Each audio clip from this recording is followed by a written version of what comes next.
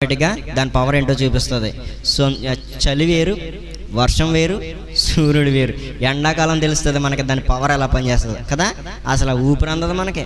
శీతాకాలం అందకుండా ఉండాలి ఊపిరి, కానీ ఎండాకాలం కూడా అందకుండా ఉంటుంది.